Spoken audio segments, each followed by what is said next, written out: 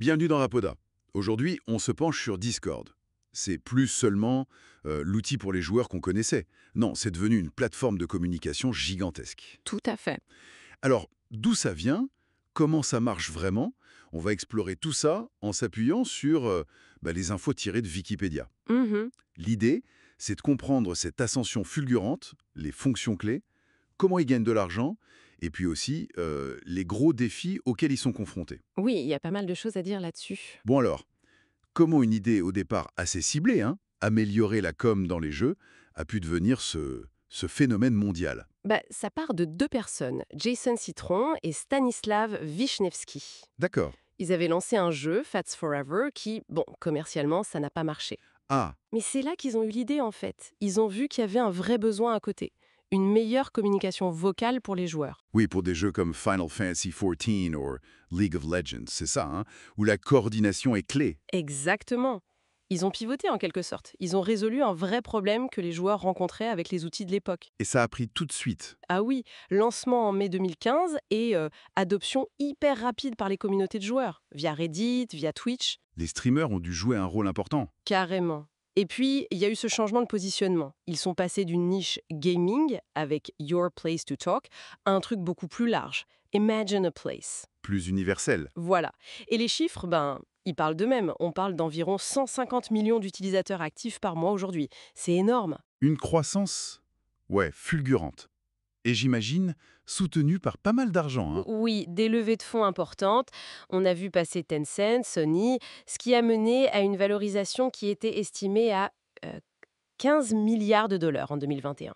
15 milliards, énorme. Et Microsoft, qui a failli mettre la main dessus, c'est ça? Exactement, les discussions ont échoué. Et puis, autre signe récent, le changement à la tête. Jason Citron a cédé sa place de PDG en avril 2025. Ah oui, à qui? À Umam Saknini, qui vient d'Activision Blizzard.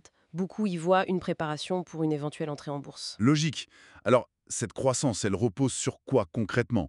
Quelles sont les fonctionnalités clés? Le cœur de Discord, ce sont les serveurs, on pourrait dire des communautés organisées, Mhm. avec différents types de salons, texte, voix, et même les stage channels, qui sont comme des scènes audio où on peut parler devant un public. Un peu comme Clubhouse, mais intégré. C'est un peu l'idée, oui.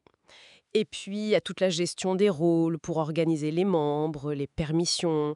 Certains serveurs sont gigantesques. Celui de Midjourney, par exemple, il dépasse les 15 millions de membres. 15 millions? Mais comment on gère ça techniquement et pour la modération, ça doit être un casse-tête.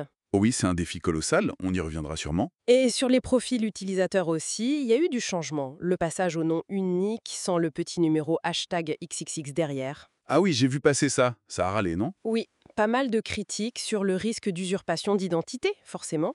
C'était plus facile de distinguer les gens avant, peut-être. D'accord. Et à part les serveurs et les profils? Il y a aussi les appels vidéo et le partage d'écran. Ça s'est arrivé en 2017, mais ça a vraiment explosé avec la pandémie, quand tout le monde cherchait des moyens de rester connecté. Bien sûr. Et il faut absolument parler des bots, Ah, les bots Discord, oui. indispensables. Essentiel. Pour l'automatisation, la modération, ajouter des jeux, des musiques.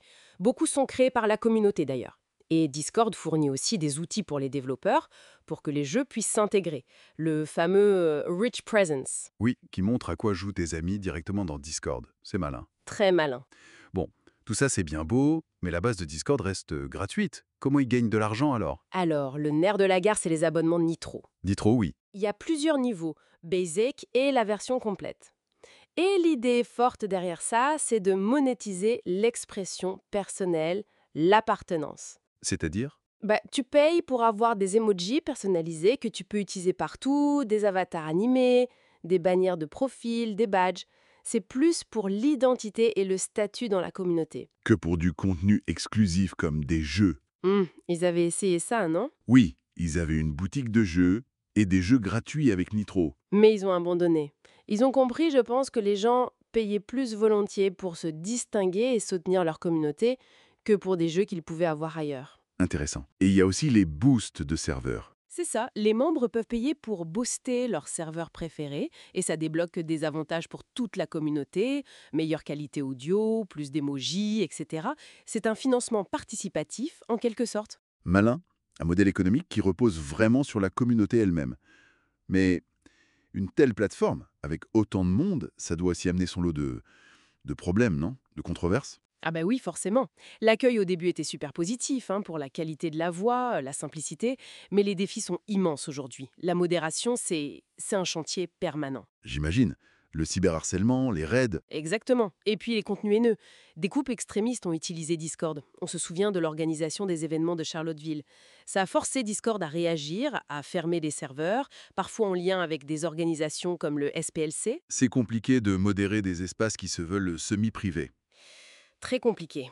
Et ça va plus loin. Malheureusement, la plateforme est aussi confrontée à des contenus illégaux très graves, comme des images pédopornographiques stylisées et ce qu'on appelle le cube porn. C'est un vrai fléau, même s'ils ont une équipe Trust and Safety. Ça touche aussi à la sécurité des utilisateurs, des plus jeunes notamment. Oui, la protection des mineurs, c'est une préoccupation majeure. Il y a eu des affaires de prédation, de grooming, comme le cas 764 qui avait été révélé par la presse. C'est terrible. Et la vie privée dans tout ça? Les données? Alors, il y a eu des fuites de données, comme celle des documents classifiés américains en 2023, qui avaient fuité via un serveur Discord. Ah oui, cette histoire. Et puis, les régulateurs s'y intéressent. La CNIL, en France, leur a mis une amende pour non-respect du RGPD. La FTC aux États-Unis a aussi pointé du doigt la collecte de données. Sans parler des blocages dans certains pays. Oui, Russie, Turquie récemment, la Chine, bien sûr, avec le grand firewall, et puis des licenciements assez massifs en 2023 et début 2024, après avoir beaucoup embauché. Ça montre aussi une certaine tension économique, peut-être. On voit bien le tableau, hein. D'un outil de niche hyper apprécié à une plateforme sociale incontournable, mais qui se retrouve face à des responsabilités écrasantes. C'est exactement ça. L'échelle change absolument tout. Discord est au cœur de débats hyper complexes sur la modération, la sécurité, la vie privée. Quel est son rôle, sa responsabilité dans l'écosystème numérique? Alors, ouais. La question qui demeure, c'est comment une plateforme, qui a été pensée pour des communautés, des centres d'intérêt parfois très spécifiques, peut-elle trouver le juste équilibre entre laisser la liberté à ces espaces, qui sont souvent perçus comme privés, Mhm. et d'un autre côté, l'obligation de protéger les utilisateurs, de modérer les dérives et de se conformer à des lois qui sont de plus en plus strictes partout dans le monde. C'est toute la question, oui. Et il n'y a pas de réponse facile. Une sacrée équation à résoudre pour eux. Une réflexion qu'on laisse en suspens pour nos auditeurs.